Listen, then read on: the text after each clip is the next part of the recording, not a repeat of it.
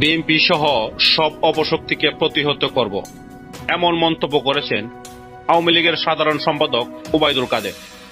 ওবায়দুল কাদের বলেন, আজকের এই দিনে বিএনপি সহ স্বাধীনতা বিরোধী সন্ত্রাসী অপশক্তি যারা আমাদের বিজয়কে সংহত করার প্রতিবন্ধক সৃষ্টি করে, এদের আমরা পরাজিত করব, পরাভূত করব এবং প্রতিহত করব।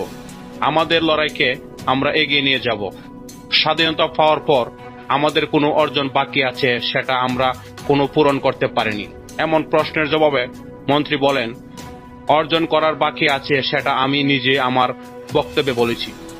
বিজয়কে সুসংগত করার পথে প্রতিবন্ধকতা হলো বিএনপির মতো সাম্প্রদায়িক সন্ত্রাসী অশুভ শক্তি।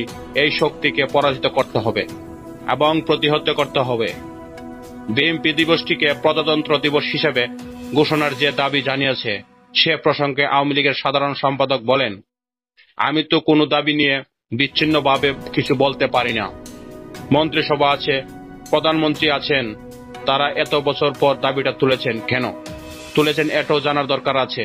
তিনি আরো বলেন, আজকের এই দিনে আমরা শপথ নেব মুক্তিযুদ্ধের চেতনা, বঙ্গবন্ধুর কন্যা শেখ হাসিনার নেতৃত্বে বঙ্গবন্ধুর স্বপ্নের সোনার বাংলাদেশ নির্মাণে ধারাবাহিক লড়াইয়ে আমরা এগিয়ে যাব। উন্নত সমৃদ্ধ বাংলাদেশ গঠনে আমরা বঙ্গবন্ধুর স্বপ্নকে বয়ে নিয়ে যাব। এটাই হোক আমাদের শপথ।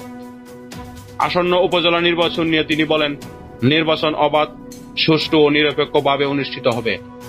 8ই মে প্রথম দফায় নির্বাচনে আওয়ামী লীগের দলীয় প্রতীক থাকবে না। প্রধানমন্ত্রী নির্দেশ দিয়েছেন মন্ত্রী এমপিদের প্রভাব বিস্তার না করতে। নির্বাচন যাতে শান্তিপূর্ণ ও অবাধ সুষ্ঠুভাবে হয়। কেউ কোনো প্রকার হস্তক্ষেপ করবে না, প্রশাসন কোনো প্রকার হস্তক্ষেপ করতে হবে না। নির্বিঘ্নে ভোটদানের ব্যবস্থা করেছেন নির্বাচন কমিশন।